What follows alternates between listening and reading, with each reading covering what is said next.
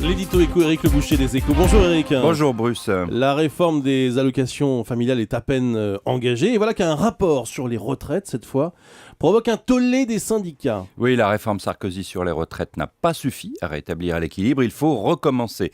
François Hollande, qui avait voulu revenir en arrière pour l'adoucir, il est d'ailleurs revenu à 60 ans pour certains salariés, est aujourd'hui forcé de faire le contraire. Il va devoir durcir la réforme Sarkozy. Forcément, ça va être délicat à vendre auprès des syndicats et des électeurs de gauche. Notamment parmi les fonctionnaires. Oui, le rapport demandé à Yannick Moreau, haute fonctionnaire de gauche, elle a été collaboratrice de François Mitterrand, évoque en effet une modification du calcul des pensions pour les agents de l'État. Actuellement, leur pension est calculée sur leur dernier salaire, tandis que pour les salariés du privé, c'est la moyenne des salaires des 25 dernières années qui est prise en compte. Forcément, la pension est plus faible. Le rapport avance l'idée de prendre les 10 dernières années pour les fonctionnaires.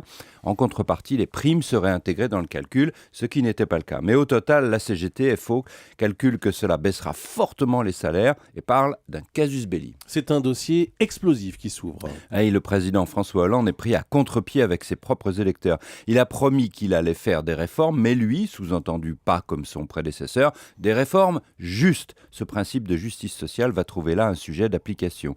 Vous l'avez dit, c'est explosif. Est-il encore juste que les fonctionnaires ne soient pas soumis au régime général? Cette catégorie dont l'emploi est garanti doit-elle être épargnée des sacrifices ou au contraire payer un peu plus que les autres? Les réformes des retraites ont toujours mis les Français dans la rue parce qu'elles touchent profondément l'avenir que chacun s'imagine pour soi. François Hollande va devoir s'en prendre aux avantages, en tout cas aux particularités de son électorat. Il joue gros. Terrain miné pour l'exécutif. Merci Éric Le Boucher.